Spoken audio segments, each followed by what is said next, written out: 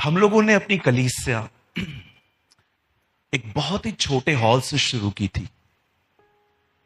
आपको मैं बताऊंगा तो आप हैरान हो जाओगे। जब मैंने अपने घर में स्टार्ट किया था तो हम सिर्फ 5 या 6 लोग थे, लेकिन जब हमने एक हॉल में स्टार्ट किया हम सिर्फ 15 से 20 लोग आते थे। और जब मैं YouTube पे आया, मुझे YouTube पे आने के लिए मेरे ही कुछ भाइयों ने मुझे उत्साहित किया था। और उसके बाद मैं YouTube पे आया। YouTube पे सुनने के बाद हमारे कलीसिया में बहुत लोग जुड़ना शुरू हुए। और मैं आपको एक चीज बताना चाहता हूं जो शायद आप में से बहुतों को शेक कर सकती है। जब हमारे चर्च में एक ऐसा दिन आया जब हमारे कलीसिया में, मुझे आज भी याद है, हमारे कलीसिया के एक भाई मिसिंग हैं, उन्होंने मुझे लोगों की गिनती बताई। हमारे हॉल में सिर्फ और सिर्फ 80 से 85 लोगों के बैठने की जगह होती थी, वो भी कोई डिस्टेंस नहीं होता था। लेकिन एक दिन ऐसा आया जब मुझे प्रदीप भाई ने बताया कि आज कलीसिया के अंदर 134 लोग आए। तो मैंने बोला तुझे कैसे पता चला? तो बोला मैंने चप्पल नहीं गिनी। इसे मैंने चप्पल नहीं गिनी है। 134 लोग अंदर बैठे। और आप बिलीव नहीं करेंगे लोग कैसे बैठे थे, कुछ खड़े थे, कुछ बैठे थे।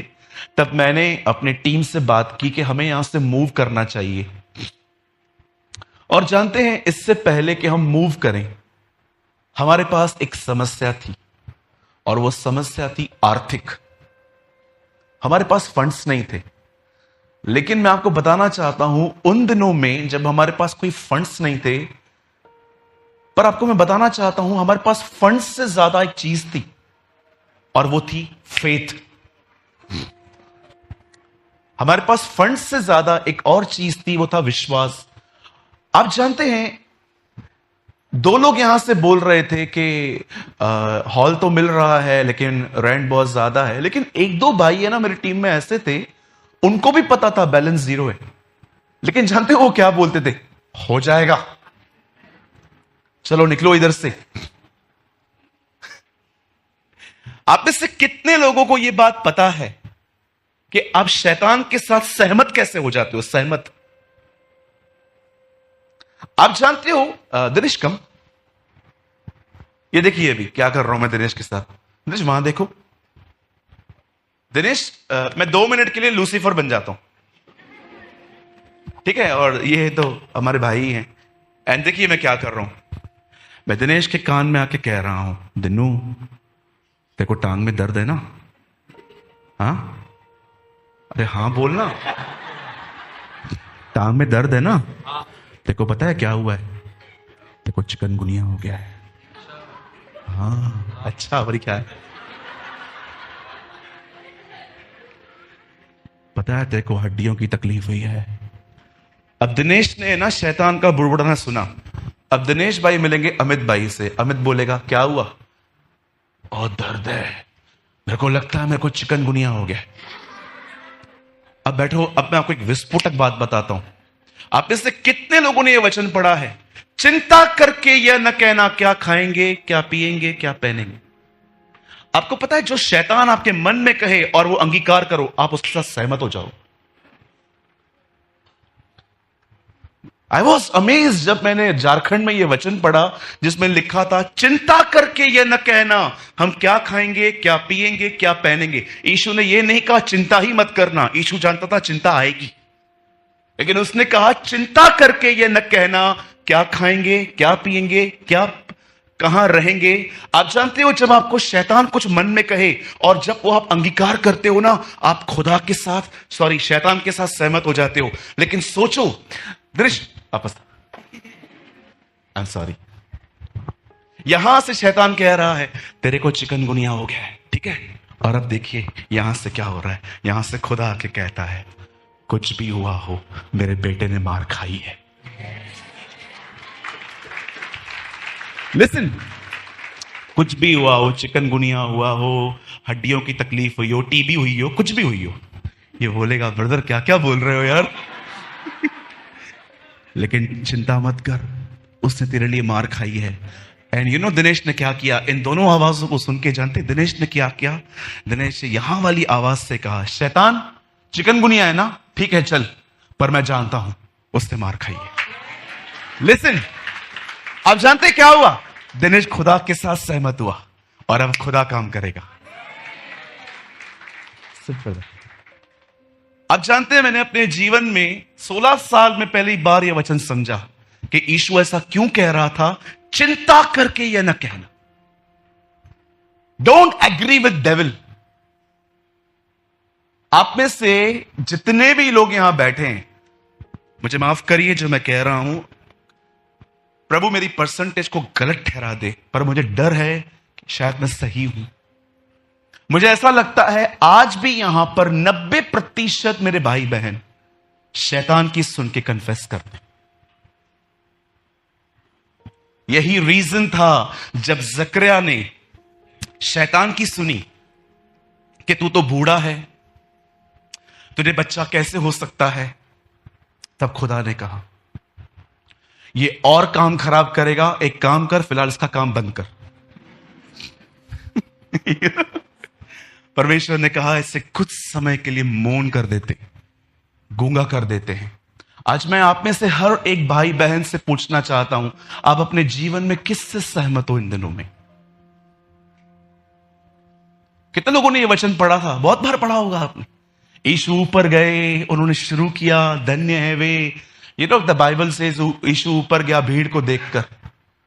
आज उल्टा है, आज का प्रचारक भीड़ को देख के नीचे उतरता है, लेकिन यीशु मसीह ऐसे नहीं थे। उन्होंने देखा ना जब पब्लिक बढ़ रही है, वो खुदा के और करीब गया, क्योंकि वो जानता था जिम्मेदारी और बढ़ रही है। एक लार्ज चर्च होना मजाक नहीं है।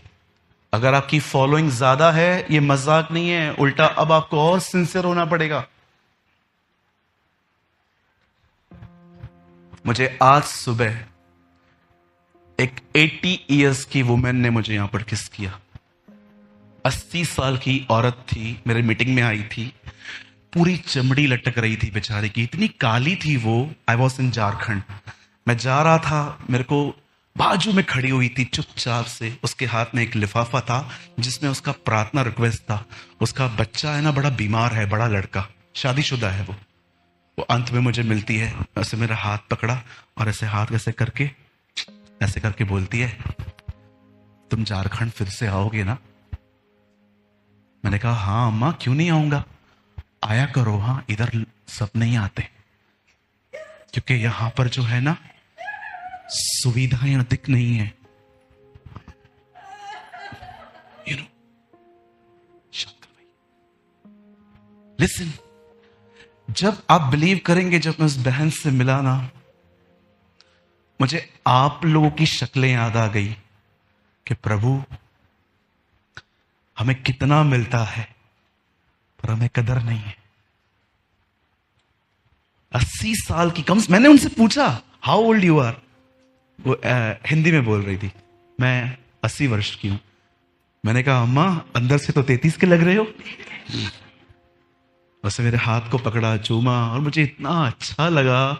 वैसे मैं कोशिश करके, आप देखिए मैं यहां पर भी बहनों को हाथ नहीं मिलाता, लेकिन जब उन्होंने मेरा हाथ पकड़ा, उसने मुझे प्रार्थना निवेदन, मेरे ऊपर बैग पड़ी है, वहां पर प्रार्थना निवेदन भी पड़ा है, उन्होंने मुझे कहा आप मेरे लिए दुआ करेंगे, मेरा बच्चा बीमार है। मैंने कहा हाँ अम्मा, दो मैं क्यों नहीं करूंगा। और जाते जाते वो बोल रही थी क्या आप दोबारा आएंगे? मैंने कहा yes, will meet in God's time, हम प्रभु के समय में जरूर मिलेंगे।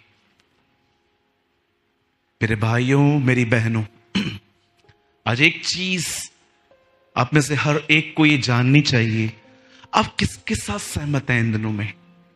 किसका बुड़बुड़ाना आप सुन रहे हैं? क्या कबूल कर रहे हैं आप? ये बहुत महत्वपूर्ण है। आपको पता है, मैं इन दिनों में बाइबल की परसेंटेज के पीछे लगा पड़ा हूं। मैं जानना चाहता हूं बाइबल हर विषय में कितना बोलती है। और मैंने देखा बाइबल जिस बारे में बहुत कम बोलती है वो अन्य भाषा है। उसके बाद बाइबल थोड़ा जिस चीज के लिए अधिक बोलती है वो है यूनिटी। उसके बाद बाइबल उससे भी अधिक बोलती है नम्र बनो। उसके बाद बाइबल उससे भी अधिक बात करती है कि अपने पैसों के साथ वफादार रहो। और आप जानते हो मैंने क्या देखा, बाइबल का एक बहुत बड़ा हिस्सा हमें यह सिखाता है कि आपका अंगीकार कैसा है। तुम चिंता करके यह न कहना क्या खाएंगे, क्या पिएंगे, क्या पहनेंगे, क्योंकि आप जिसकी बात सुन के कबूल करते हैं आप उसके साथ सहमत हो जाते हैं। चलो मैं आपसे एक बात पूछना चाहता हूं, आप में से कितने लोग हैं यहां पर जो अपने उन लोगों के लिए जो अब तक प्रभु यीशु मसीह में नहीं आए हैं, आप उनके लिए क्या कन्फेस करते? देखो आपके शायद आपके फादर नहीं आए हैं अभी तक, देखो शायद आपकी मदर नहीं आई है, शायद आपका ट्विंस जो भाई बहन है वो नहीं आ पाए हैं। मुझे बताइए आप उनको देखकर क्या क्या क्या सोचते हैं? हो सकता है still they are worshipping idols, हो सकता है वो आज भी मूर्ति पूजा करते हो, पर क्या आप उनको ये देखकर कह सकते हो खुदा इनका कोई भी एक्ट मेरे बिलीव को नहीं तोड़ सकता, क्योंकि मैं जानता हूं यदि मैं विश्वास करूं मेरा परिवार बचेगा, वो उद्धार पाएगा। आप बिलीव कीजिए मुझे 2 दिन पहले बहुत बेकार फूड पॉइजन हुआ। मेरा मुंह है ना ऐसा लग रहा था मैंने करेला खाया है, इतना कड़वा था मेरा मुंह, इतना कड़वा, मुझे कुछ समझ में ही नहीं आ रहा था। मैं इतना डाइवर्ट हो गया था अपने काम से। फिर मैंने जानते क्या किया, मैं वॉशरूम गया और मुझे बहुत सफोकेशन हो रही थी। आप बिलीव कीजिए मैंने अपने मुंह में ना ऐसे उंगली डाल के जो खाया था ना मैंने निकाला। मुझे इतनी सफोकेशन हो रही थी, मैंने कहा प्रभु मुझे निकाल, मैं इससे ऐसे बात कैसे करूंगा मीटिंग में। और फिर जानते क्या किया, जब मैं उंगलियां भी डाल रहा था फिर थोड़ा सा हुआ, लेकिन मुझे अब भी लग रहा था मुझे बड़ी तकलीफ है। फिर जानते मैंने क्या किया, मैंने कहा प्रभु जब दुष्ट आत्माएं, पेड़, तूफान, मुर्दे आपकी बात सुनते हैं तो मेरा पेट क्यों नहीं सुनेगा। तब मैंने खड़े होकर कहा यीशु के नाम से जो भी गंदा खाया है पूरी तरह से बाहर निकल आए और मैं फ्रेश हो जाऊं। आप जानते हो शाम तक मैं ठीक हुआ।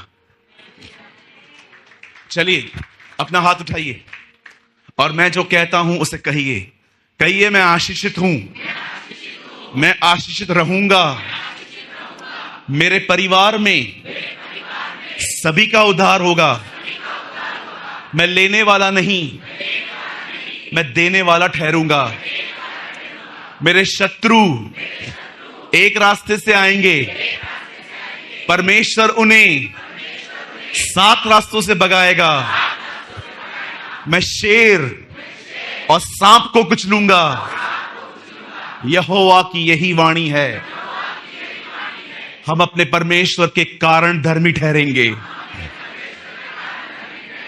मैं विश्वास करता हूं आने वाले समय में परमेश्वर जीसस इस लाइफ को, इस कलीसिया को एक बहुत बड़ा हॉल देगा और मुंबई परमेश्वर की तरफ फिरेगी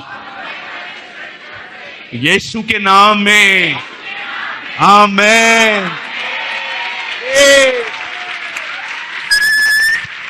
प्रेज द लॉर्ड।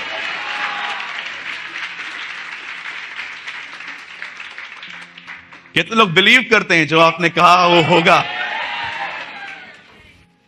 मुझे नहीं लगता जब से हमने यहां पर चर्च स्टार्ट की इतने एक्साइटेड हम पहले कभी थे, है ना? या सो एक्साइटेड। और यहोवा अपनी प्रजा को वापस पाएगा। आमीन। यस आमीन। चलिए हम स्टार्ट करते हैं। 8:10 हो रहे हैं, आधे घंटे का वर्ड है और आई होप और हम कुछ सीखेंगे आज। बहुत उम्दा वर्ड है, अमेजिंग वर्ड है। जब शुरू करूंगा तो आपको लगेगा कि क्रिसमस का संदेश आज क्यों प्रचार कर रहा है भाई, लेकिन ये क्रिसमस का मैसेज नहीं है। ओके, लूका 1 अध्याय, ल्यूक चैप्टर 1। क्या हुआ बेटा, शोले पिक्चर का सीन कर रहा है क्या? बैठ जाओ।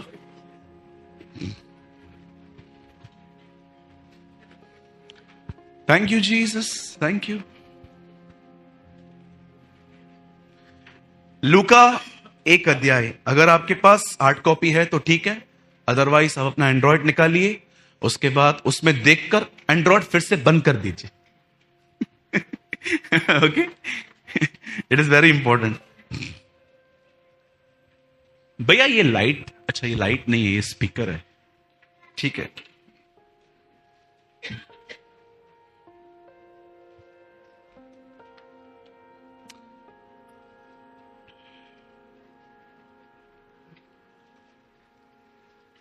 पहले हम पढ़ेंगे 30। माइक है हमारे पास एक्स्ट्रा, दीजिए, ले, कोई बात नहीं, जॉन आप दे दो। दिनेश, पहले ब्रदर दिनेश पढ़ेंगे 1 का 30 पढ़िए ब्रदर। 1 मिनट, हाँ बैठ के पढ़िए आराम से, माइक रख लीजिए अपने पास। स्वर्गदूत ने उससे कहा, 1:30 में लिखा है, फिर से पढ़िए। स्वर्गदूत ने उससे कहा, स्वर्गदूत ने उससे कहा, हे मरियम, हे मरियम, भयभीत न हो, भयभीत ना हो, क्योंकि परमेश्वर का अनुग्रह तुझ पर हुआ है। ओके, अब पढ़िए 35। स्वर्गदूत ने उसको उत्तर दिया, हाँ, पवित्र आत्मा तुझ पर उतरेगा और परम प्रधान की सामर्थ तुझ पर छाया करेगी। ओके, इसलिए वह पवित्र जो उत्पन्न होने वाला है परमेश्वर का पुत्र कहलाएगा। ओके, हमें पवित्र होना पड़ता है। जीसस स्टार्टिंग से होली था, है ना, स्टार्टिंग से पवित्र था। आइए, मैं चाहता हूं अब आप सब सामने देखें, किसी भी कारणवश एक शब्द भी मिस न करें। और मुझे ऐसा लगता है ये एक्चुअली, ये संदेश जो मैं दे रहा हूं ये पास्टर्स के लिए होता है, लेकिन आप भी सब पास्टर है ना, है ना? बोलो मैं घर का पास्टर हूं।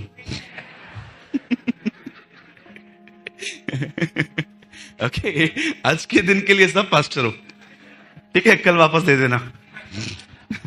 आइए सब ध्यान दीजिए, बाइबल मुकद्दस बताती है, यह उत्पत्ति से पहले डिसाइड किया गया था कि प्रभु यीशु मसीह शरीर के द्वारा पैदा न होगा। कभी ये ना सोचिएगा कि परमेश्वर की अंदर आइडियाज अचानक आती हैं और वो कर देता है, बिल्कुल नहीं। यूक्रेन और रशिया की जो वॉर चल रही है, ये आपको अभी पता है, उसको हजारों साल पहले पता था। He knows, because the Bible says राजाओं का मन उसके हाथ में है। मुझे कभी भी लोग कहते हैं ना, ये गवर्नमेंट वो गवर्नमेंट, ये आया वो आया, मैं हमेशा उनको एक बात कहता हूं, ब्रदर डोंट वरी, कोई फर्क नहीं पड़ता वजीर आजम कौन है, क्योंकि हम जानते हैं यीशु राजा है। बस किसी से भी घबराने की जरूरत नहीं है, सबके ऊपर वही है। इसीलिए प्रकाशित वाक्य में लिखा है वो पृथ्वी के राजाओं का शासक है, राइट? अब देखिए, जब परमेश्वर ने डिसाइड किया कि यीशु इंसान की मर्जी से नहीं आएगा, तब एक दिन बाइबल बताती है एक फरिश्ता स्वर्ग से उतरता है, मरियम से मिलता है और मरियम से कहता है, मरियम तू गर्भवती होगी। जब मरियम ने ये बातें सुनी ना, तो मरियम अपने आप में सोचने लग गई कि अब तक मैं यूसुफ के साथ एक नहीं हुई हूं, तो ये कैसे हो सकता। जब वो ये सोच ही रही थी, तब उसे कहा गया, लिसन, पवित्र आत्मा आएगा। आप में से कितने लोग यहां पर देख पा रहे हैं, पवित्र आत्मा इस पृथ्वी पर नए नियम में जब पहली बार उतरा, तो वो एक सिद्धांत बताने के लिए नहीं उतरा, वो किसी काम को करने के लिए नहीं, लेकिन वो एक असंभव काम को संभव करने के लिए उतरा। उसका पहली बार आना, उसका पहली बार आना कोई चीज को बनाने के लिए नहीं था। उसका फर्स्ट टाइम, क्या कहती है बाइबल, उससे कहा गया, Holi spirit will upon you, पवित्र आत्मा आएगा और ये जो काम तो तू सोच रही है ना, ये पॉसिबल हो जाएगा। आपको पता है मेरा वर्ड एक्चुअली इब्राहिम के ऊपर है, पर मैं यहां से क्यों शुरू कर रहा हूं, उसका कारण यह है, आज जो मैं प्रचार आपके बीच में करूंगा, मैं सबसे पहले आपको कन्विंस करना चाहता हूं, इस पर आप अपनी ताकत से चल ही नहीं सकते। क्योंकि मैं कहूंगा ना कठिन है तो आप थोड़ी कोशिश करोगे, लेकिन मैं कहूंगा ना इम्पॉसिबल है तो आप निर्भर हो जाओगे। आज जो मैं आपके बीच में संदेश दे रहा हूं ना, आप कितने भी एफर्ट्स डाल दो, क्योंकि याद रखिएगा, मसीह जीवन खुद को समझाने वाला जीवन नहीं है। मसीह जीवन परमेश्वर को अपने हाथों में दे देने वाला जीवन है। आपने देखा कभी कभी हम अपनी प्रॉब्लम्स में अपने आप को कहते हैं सब ठीक हो जाएगा, सब ठीक हो जाएगा, सब ठीक हो जाएगा। ये जो सब ठीक हो जाएगा, सब ठीक हो जाएगा बोलने वाला, जानते हो प्रभाव कितनी देर चलता है? 2 या 3 मिनट 2 या 3 मिनट चलता है। उसके बाद फिर से कन्विंस करना पड़ता है, नहीं सब ठीक हो जाएगा, सब ठीक हो जाएगा, सब ठीक हो जाएगा, घर जाओ देखना सब ठीक हो जाएगा। अरे ये प्रभाव जो है ना 2 या 3 मिनट चलता है। मैं कई बार अपने आप से बात करता हूं, सब ठीक हो जाएगा, सब ठीक हो जाएगा, सब ठीक हो जाएगा। ऐसा लगता है किसने चाबी भर दी है। ऐसा नहीं होता। इवन द बाइबल सेज बपतिस्मा का सही अर्थ ही यह है अपने आप को परमेश्वर के वश में हो जाना। आप पढ़ के देखिए, आपको पता है एक्चुअली बपतिस्मा का अर्थ क्या है।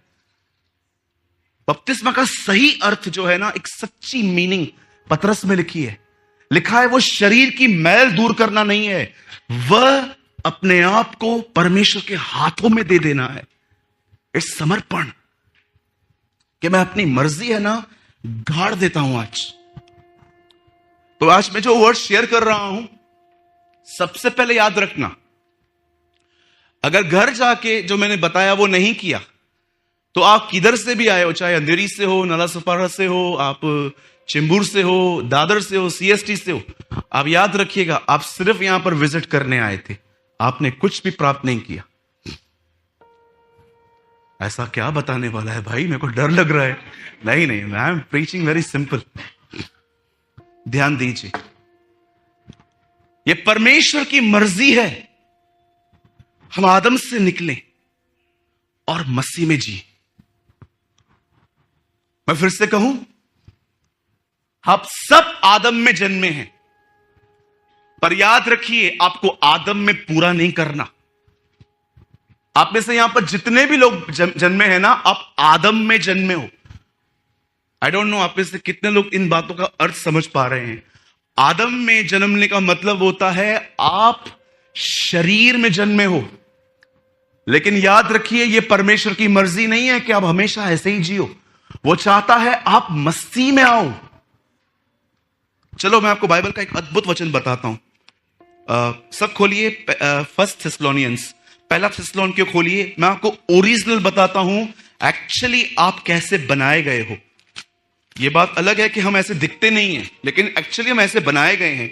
ब्रदर पहला थिस्सलुनीकियों 5 अध्याय खोलिए, चैप्टर 5 फास्ट, और उसका पढ़िए 23। शांति का परमेश्वर आप ही तुम्हें पूर्ण रीति से पवित्र करे। हां, और तुम्हारी आत्मा, पहला कौन आ रहा है? आत्मा। हम तो शरीर देखते हैं पहले।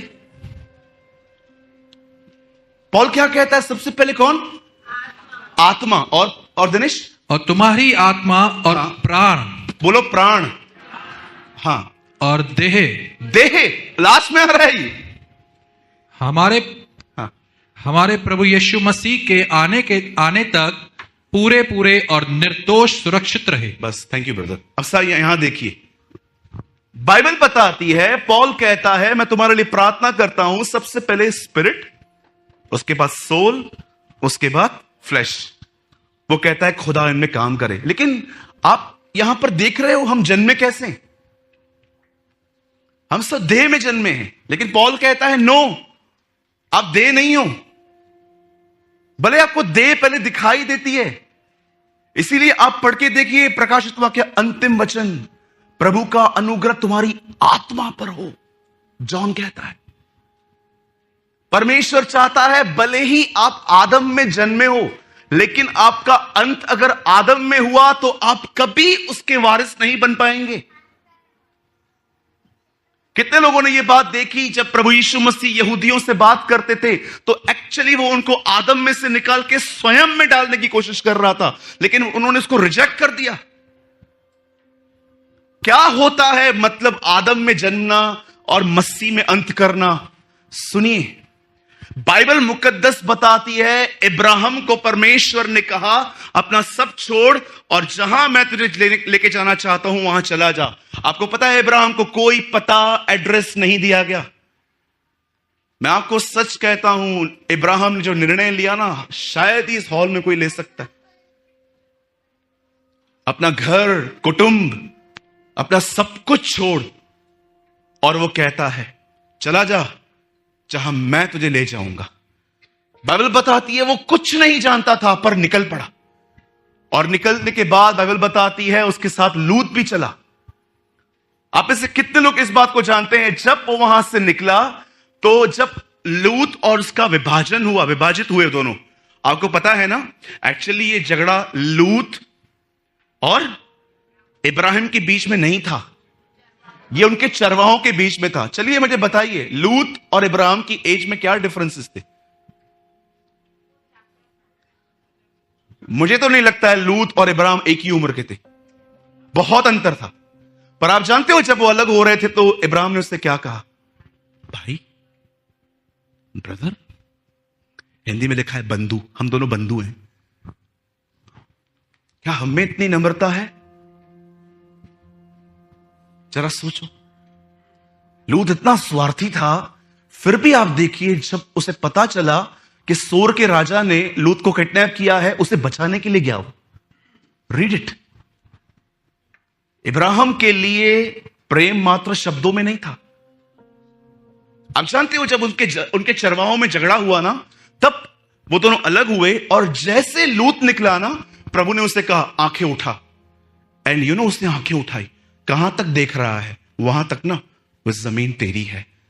अब मुझे बताइए, जब परमेश्वर इब्राहिम से कहते हैं ये जमीन तेरी है, तो इब्राहिम को क्या करना चाहिए? वही रहना चाहिए ना। लेकिन इब्राहिम ने ऐसा नहीं किया। जानते हो उसका कारण क्या था? इब्राहिम वहां क्यों नहीं रहा? द रीजन इज, वहां पर बाइबल बताती है अनाज की उपज बंद हो गई थी।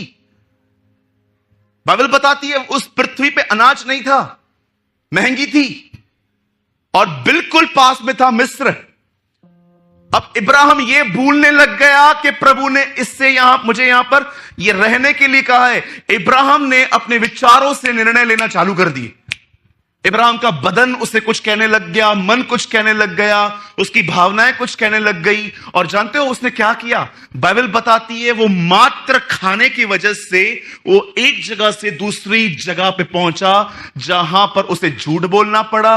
उसे पता चला कि यहां का जो राजा है वो खूबसूरत औरतों का कत्ल, उनके पतियों का कत्ल करवाता है। आप पढ़ के देखिए। इवन जब अबीमेलेक को पता चला ना कि एक्चुअली ये इसकी बहन नहीं, वाइफ है, वो उसको बुला के कहता है, बोलता है तूने ऐसा क्यों किया जब तू जानता था कि वो तेरी पत्नी है? जानते हो इब्राहिम क्या कहता है? इब्राहिम कहता है मुझे लग रहा था यहां पर प्रभु का कोई डर नहीं है और तू मुझे मार देगा। और इब्राहिम वहां से निकलता है। और जानते हो इब्राहिम अपने जीवन में एक व्यक्ति को वहां से लेके आता है। आप सभी जानते हैं, हाजिरा, हैगर। आप जानते हो, आप आराम से पढ़िए, खुदा ने हमेशा इस्माइल और हाजिरा को पीछे किया है बाइबल में। इवन हर जगह पे गलातियों की किताब के अंदर पौल कहता है शरीर की संतान परमेश्वर की संतान नहीं हो सकती। और आप जानते हो वो उसका उदाहरण किसका देता है? सारा और हाजिरा का। आप पढ़ के देखिए, परमेश्वर ने हाजिरा और इस्माइल को हमेशा पीछे किया, हमेशा उनको बैक किया, हमेशा उनको थर्ड फोर्थ पे रखा। क्यों? क्योंकि हाजिरा इब्राहिम को परमेश्वर ने नहीं दी थी। आप जानते हो जो चीजें परमेश्वर आपको देगा ना, वो हमेशा स्थिर रहेंगी, लेकिन जो चीजें आप चुनोगे ना, वो चीजें हमेशा हिलती रहेंगी, हमेशा वो हमेशा शेक होंगी। आप देखिए आपके बहुत सारे निर्णय क्यों फेल जाते हैं? क्योंकि वे कलाम के आधार पे नहीं, परंतु वे अपनी भावनाओं के आधार पे लिए गए थे। मुझे आज भी याद है, एक परमेश्वर के दास एक टेंट लगाते थे, और एक दिन एक औरत उनके पास आके कहती है, आप यहां चर्च चला रहे हो, बिल्कुल शोर के उस साइड आप वहां पर आओ, 300 से 400 लोग और भी आएंगे। और जानते हैं, इस भैया ने, इस पास्टर जी ने अपना टेंट उखाड़ा और उस तरफ चले गए। कोई ज्यादा लोग नहीं आए। तब उसने एक बात समझ ली। इस बहन ने अच्छी सलाह दी, पर ये परमेश्वर की तरफ से नहीं थी। बहुत डिफिकल्ट है गुड और गॉडली को समझना, बड़ा डिफिकल्ट है, बड़ा कठिन होता है कई बार सही और ईश्वरीयत्व में पहचान लेना। अब जानते हो, इब्राहिम ने ये गलती जो की अपने लाइफ में, जानते हो किस तरह की?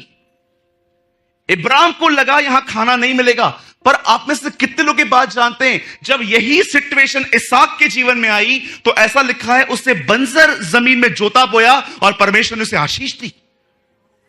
अब पढ़ के देखिए आगे चल के, इसहाक के टाइम पे भी, इवन इब्राहिम, इसहाक, याकूब, तीनों के टाइम पे अकाल आए हैं, और सबसे बड़ा अकाल तो यूसुफ के टाइम पे आया। Read it, 7 years, right sir? आप जानते हो, इब्राहिम ने अपने जीवन में बहुत सारी परीक्षाएं, जानते हैं किस तरह बुलाई? मुझे है ना समझ में नहीं आता, अगर मैं ठंडा पी रहा हूं और मुझे खांसी हो रही है और मैं लोगों को ऐसा क्यों बोलता हूं, प्रभु मुझे तोड़ रहा है, प्रभु तोड़ रहा है। मेरी बहन, मुझे एक बात बताओ, आप इतनी बड़ी हील पहन के आओगे और इधर से गिर जाओगे, गिरने के बाद आपको धक्के लगेंगे, उठ के क्या कहोगे? उसके लिए दुख उठाना है? ये कौन सा दुख है? ये सब परमेश्वर नहीं करता, ये सब नॉनसेंस है। हमारे चर्च में एक बहन खड़ी हुई, उसकी गवाही सुनो। मैं कल्याण स्टेशन गई, लंबी कतार थी, क्यों बहुत लंबी थी लाइन की। मैंने प्रभु से कहा, प्रभु आप मेरे साथ हैं, मैं टिकट नहीं निकाल रही हूं, आप टीसी को संभाल लेना। और आप जानते हैं क्या हुआ? जब वो स्टेशन पे चढ़ी, ट्रेन में आई, ट्रेन में सबको टीसी ने पकड़ा, उसको छोड़ दिया। उसे लगा ये गवाही है। हमें पूरी गवाही सुनी, मैं और मेरे भाई लोग सब मुझे देख रहे थे, गवाही है। मैंने लास्ट में कहा, बहन मेरी दुआ है अगली बार भी आप टिकट ना निकालो और टीसी सबको छोड़ के आपको पकड़े। ये गवाही है। आप कचरा फेंकते हो बालकनी से, बाजू वाला आपको गालियां दे रहा है, और आप क्या बोलोगे? मसीह के लिए तो दुख उठाना है। अरे उनको दुखी किया है तुमने, मसीह के लिए दुख उठाना है। जानते हो दुख क्या होता है? मैं आपको बताऊं, धन्य हो तुम जब धार्मिकता के कारण सताए जाओ। इसका मतलब जानते हैं इंग्लिश में क्या लिखा है? Blessed are you when you trouble because of the right living. तुम सही जीने के कारण सताए जाते, वो सताव प्रभु की तरफ से होता है। आप नौकरी में बोलते हो मैं झूठ नहीं बोलूंगा, और आपको बॉस जॉब से निकाल देता है। This is a real persecution. आपके परिवार के अंदर कोई मसीह नहीं है, सब आपको प्रोवोक करते हैं, छोड़, पागल है क्या, रोज रोज चर्च जाता है, और आप बोलते हो नो, मैं अंत तक उसके नाम के लिए खड़ा रहूंगा। You know this is persecution. ये जो हम लोग आजकल बोलते हैं ना, सताव सताव सताव, ये सताव नहीं है। बोलो बाजू वाले को, ये मूर्खता है। हाँ, मेरे को इतने स्टमक प्रॉब्लम्स होते थे आज से 2 साल पहले। जानते हो उसका रीजन क्या था? मैं सारा दिन बाहर का खाता था। अभी थोड़ा बहुत मैंने शुरू किया है घर का खाना कुछ टाइम से, या तो मैंने कुछ अपना डाइट चेंज किया। एंड यू नो, जब मुझे पेट में तकलीफ होती थी, मैं क्या बोलता था? परमेश्वर महान है, वो मुझे तोड़ रहे हैं। प्रभु ने बोला, मूर्ख मैं नहीं, जो तू खा रहा है वो तुझे तोड़ रहा है। इन दिनों में ना बहुत सारी चीजें ना क्लियर हो गई है मेरे सामने। बोलो यीशु मसीह की। इब्राहिम ने क्या किया? जो महसूस किया वो चलने लगा। यही हमारी सबसे बड़ी प्रॉब्लम है। हमारी सबसे बड़ी प्रॉब्लम यही है। जो हम महसूस करते हैं, जो हम सोचते हैं, हमें लगता है हम सही हैं, चलो। इसीलिए आप देखोगे झगड़ा होने के बाद जब लोग आपस में बैठते हैं ना, तो जानते हो एक चीज हमेशा बोलते हैं, मुझे लगा था, मुझे लगा था, मुझे लगा था, मुझे लगा था। यही तो प्रॉब्लम था, तुझे लगा था।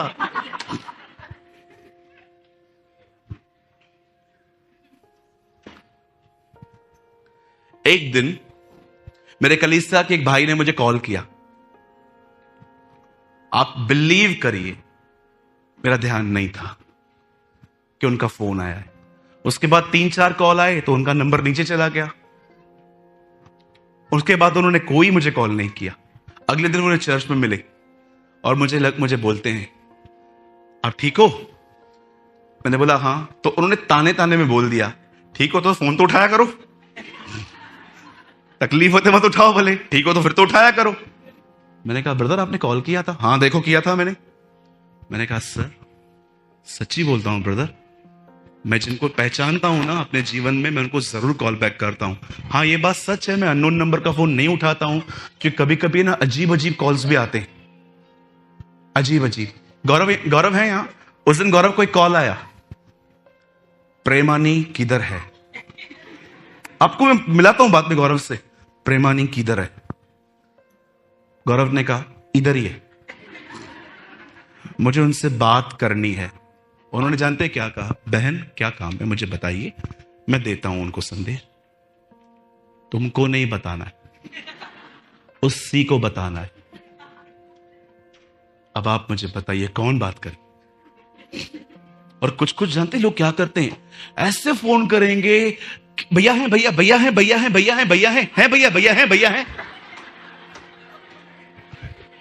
और जब आपको वो फोन करेंगे ना, ऐसा लगेगा कि इनको है ना हार्ट अटैक आया है और ये 2 मिनट में मरने वाले हैं और ये चाहते हैं कि हम उनके लिए प्रार्थना करें। एक बार ऐसा ही कॉल आया, भैया है, भैया है, भैया है, भैया है।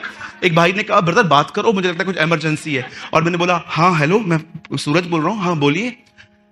नहीं कुछ काम नहीं था, बस आपसे सुनना।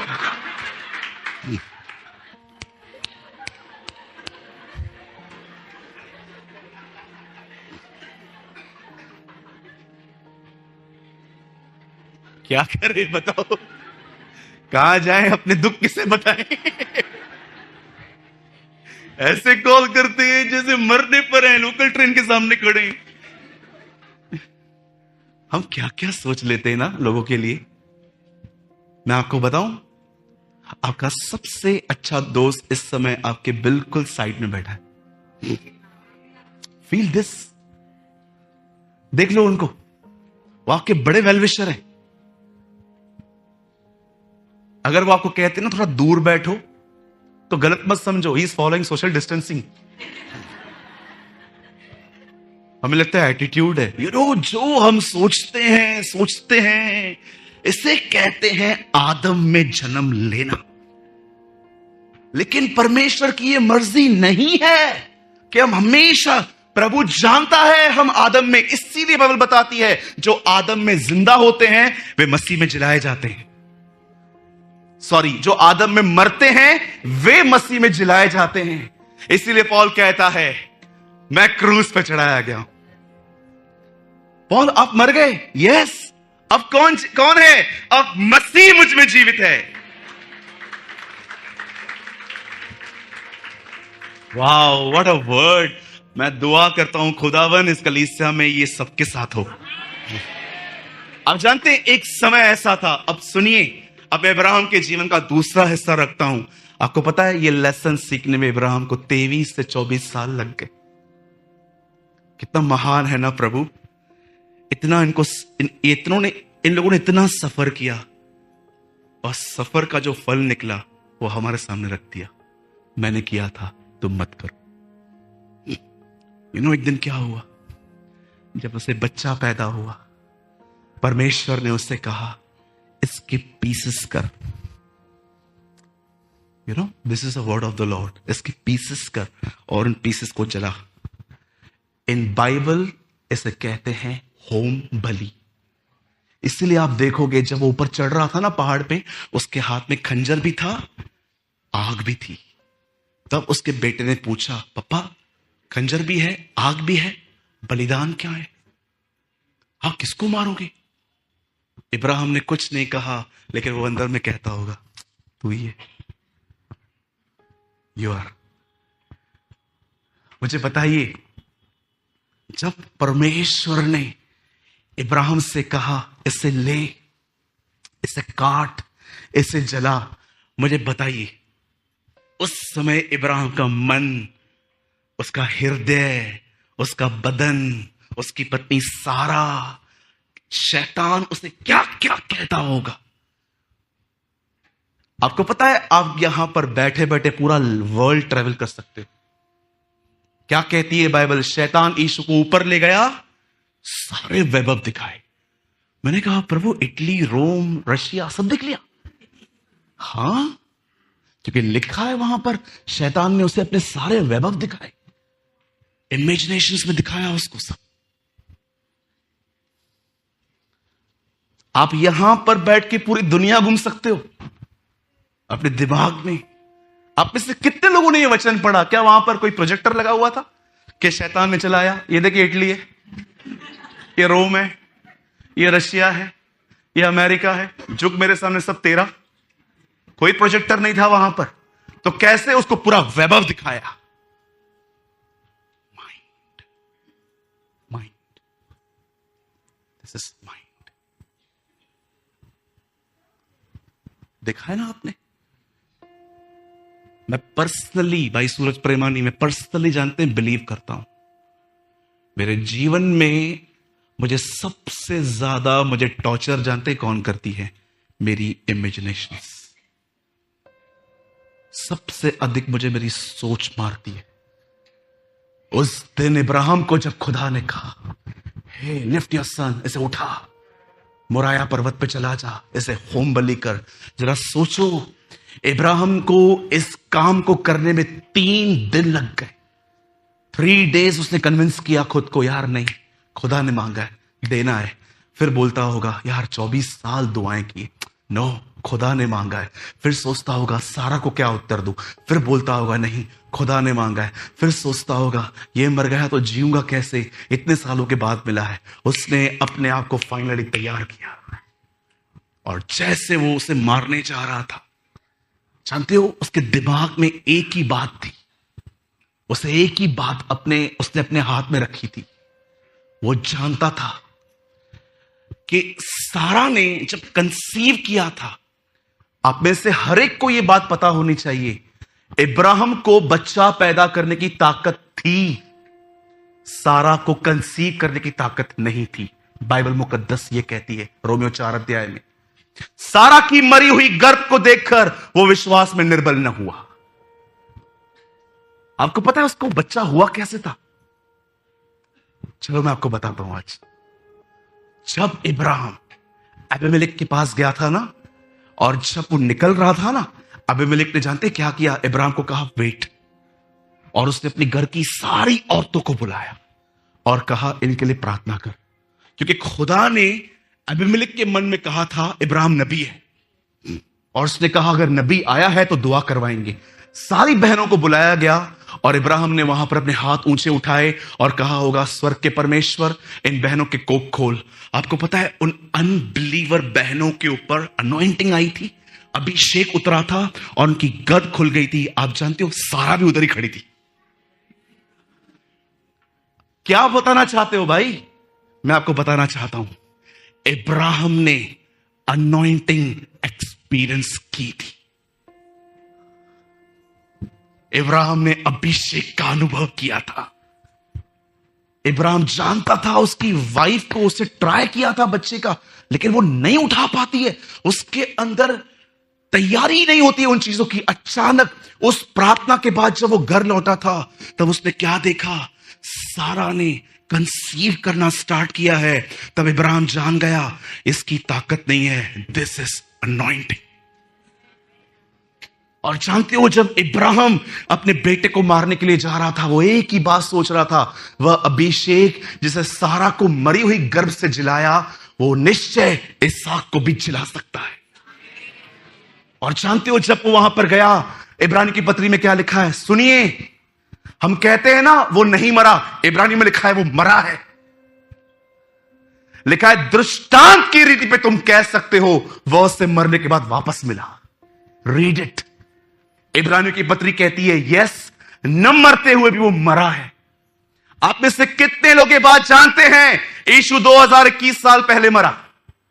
मैं जानता हूं, पर आप जानते हो बाइबल क्या बताती है? यह वह मेमना है जो जगत की उत्पत्ति से पहले वध हुआ है। A lamb who slain before the world was made. हमारे पास कैलेंडर है, ईसवी ईसा मसीह 2022 ईयर चल रहा है। जानते हो कैलेंडर वहां से शुरू हुआ, लेकिन बाइबल मुकद्दस कहती है यह वह मेमना है जो उत्पत्ति से पहले मरा है। आप जानते हो फिजिकली जीसस क्रूस पे 2022 साल पहले मरा, लेकिन उससे पहले हजारों साल पहले वो परमेश्वर के हृदय में मरा। इसहाक बाहर नहीं मरा, पर वो इब्राहिम के अंदर मर गया। ब्रदर क्या बोलना चाहते हो? परमेश्वर इसहाक को नहीं, परमेश्वर इब्राहिम के अंदर इसहाक को मार रहा था। तेरे सामने कोई ऐसा खुदा है मेरे भाई जो तुझे जीवित रहने के लिए पहले तुझे मारता है। क्या आप ऐसे खुदा को जानते हो जो आपको इसीलिए मारता है ताकि आप जियो? बोलिए। वो जानता था कि उसके अंदर इसहाक जन्म ले चुका है। वो होल डे उसके बारे में सोचता रहता है। तब परमेश्वर ने कहा इब्राहिम मेरे हाथ से निकल रहा है। तब उसने कहा उसे खत्म कर। और जब वो 3 दिन जो थे ना, वो सारी अटैचमेंट खत्म हो गई। इब्राहिम खुदा के हाथ में आ गया। That is the thing. जब आप अपनी फीलिंग्स, आप क्या सोच रहे हो, आप क्या महसूस कर रहे हो, इससे अधिक जब आप कलाम को महत्व देते हो ना, जानते हो इसे क्या कहते हैं? मसीह में जीना। पहले भी ये कुछ सोच रहा था, निकल गया, लेकिन अब ये खुदा के कलाम के साथ निकला। आज मैं आपसे पूछना चाहता हूं, क्या हमारी जिंदगी की नींव, क्या हमारा हर काम हम इससे तोलते हैं? हां, नबूकदनेस्सर दानियल से कहता है इस दर्शन का अर्थ क्या है? दानियल कहता है तू तराजू में तोला गया पर हल्का पाया गया। आज मैं आपसे पूछता हूं, आप दुखी क्यों हैं? आज आप अपसेट क्यों हैं? आप परेशान क्यों हैं? आप स्ट्रेस में क्यों हैं? जानते हो क्यों? क्योंकि आप आदम में जीते हो। और आप जानते हो आप में से कुछ लोग उत्साहित क्यों हैं, खुश क्यों हैं, ब्लेस्ड क्यों हैं? क्योंकि आप मसीह में जी रहे हो। The reason is this. निकलो अपने आप से। भाई मैं निकलना चाहता हूं, पर ये कैसे होगा? मैं चाहता हूं ये जीवन में मेरे साथ हो, मेरा निर्णय, मेरा सोचना सब मसीह के अंदर हो, परमेश्वर मेरे अंदर अपने विचारों को डाले और मैं उसको मेडिटेट करूं। ब्रदर ये होगा कैसे? मरियम ने भी तो यही सवाल किया, ये कैसे होगा? क्या उत्तर दिया गया? पवित्र आत्मा तुझ पर उतरेगा और तू बेटा पैदा करेगा। ये जीवन कोई अपनी ताकत से नहीं जी सकता। इस जीवन को पाने के लिए घुटनों पे आना पड़ता है। और कभी कभी घुटने काम न करे ना, तो विनतियों पे आना पड़ता है। और अगर विनती भी काम न करे ना, गिड़गिड़ाना पड़ता है। Read it. दानियल गिड़गिड़ाता था। पौल कहता है प्रार्थना, निवेदन, विनती सबके लिए की जाए। मैं कई बार खुदा से कहता हूं खुदा मुझे ये जिंदगी चाहिए, इसलिए नहीं कि मैं प्रचार करूं, मैं अनुभव करना चाहता हूं तुझे अपने अंदर, मैं जानना चाहता हूं। आपको पता है आपका अनुभव कितना भी महान हो, वो कभी परमेश्वर के वचन की जगह नहीं ले सकता। मैं आपको स्क्रिप्चर से दिखाऊं। दिनेश, जब यीशु यरदन नदी पे खड़े हुए, ऊपर से आवाज आई, तू मेरा प्रिय पुत्र है जिससे मैं अति प्रसन्न हूं। और जानते हो, जब 4 अध्याय में शैतान यीशु के सामने खड़ा होता है और कहता है, अगर तू खुदा का बेटा है तो पत्थर को बोल रोटी बन जा। क्या यीशु ने यह कहा?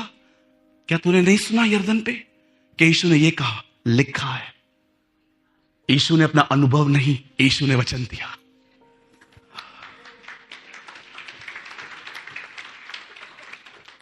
ब्रदर, अनुभव कैसे था? वो तो वचन था ना।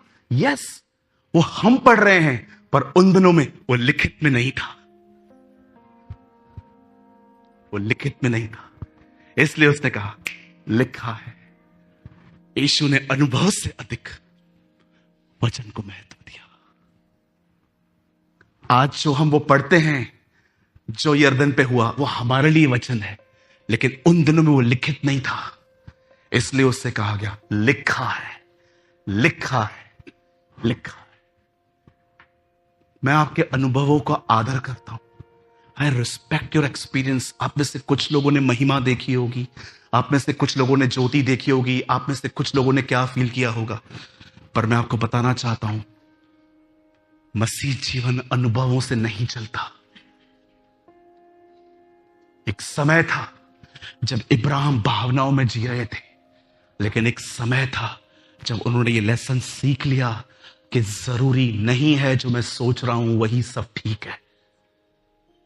और अगर आपको लगता है ब्रदर मैं ऑलवेज राइट हूं, तो मैं आपको बताना चाहता हूं, खुदा नहीं, घमंड बात कर रहा है। This is pride. बोलो यीशु मसीह की। आइए अपने बाजू वाले को कहिए, हमें मसीह में जीना है। फिर से कहिए, उन्हें आदम से निकलना है। ब्रदर कैसे होगा ब्रदर? बहुत डिफिकल्ट लगता है ये तो, अपनी भावनाओं का इनकार करना और वचन को सुनना। जब पवित्र आत्मा आएगा तब तो साहब, मैंने क्या कहा आपको? पहले ये क्वेश्चन मैंने सॉल्व कर दिया आपका कि आप कितना भी ट्राई करो, कितनी भी कोशिश करो, नहीं होगा। निर्बल घुटनों को सीधा करो ताकि लंगड़ा भटक न जाए। आमीन। कितने लोगों ने आज कुछ समझा? एक दिन मैं भाई गौतम कुमार के साथ दिल्ली में था। हम एक बुक शॉप पे गए। मैं जहां भी जाता हूं ना, पहले बुक शॉप जाता हूं जब मुझे टाइम मिलता है कि मैं देखूं क्या आया हुआ है। तब हम एक ऐसी स्टोर पे गए जहां पर लाखों किताबें पड़ी थी। तब मुझे भाई ने एक बात कही, मुझे आज भी याद है। उसने कहा, ब्रदर कितनी सारी किताबें हैं ना? मैंने कहा हाँ। उसके बाद उन्होंने कहा, सब इसमें से निकली है। मैंने कहा वाओ, प्रेज द लॉर्ड। बोला सब इसमें से निकली है। ये रोज अपडेट होता है। ये रोज अपडेट होता है। हर दिन खोलो, कुछ खुदा नई नई बातें बताता है। एक दिन जानते हो, मैं प्रभु का वचन पढ़ रहा था कि यीशु ने 5000 लोगों को बोला घास पे बैठो। मैंने इतनी बार ये वचन पढ़ा था, मैंने कहा प्रभु घास पे क्यों बैठे? मेरे लोग हैं, जमीन पे क्यों बैठे? एक दिन जानते हैं, यीशु ने बचे हुए टुकड़ों को कहा उठा लो। और मैं प्रभु से कह रहा था, प्रभु ऐसा क्यों? प्रभु ने कहा, सोच, वेस्टेज पे इतना ध्यान है, तेरे जीवन पे कितना होगा? एक दिन मैंने प्रभु से कहा, प्रभु टूटी हुई रोटी को क्यों तोड़ता है? टूटी हुई रोटी खा ली, जूठन क्यों बटोर रहा है? जिसे हम तोड़ता है उसे हम छोड़ता नहीं।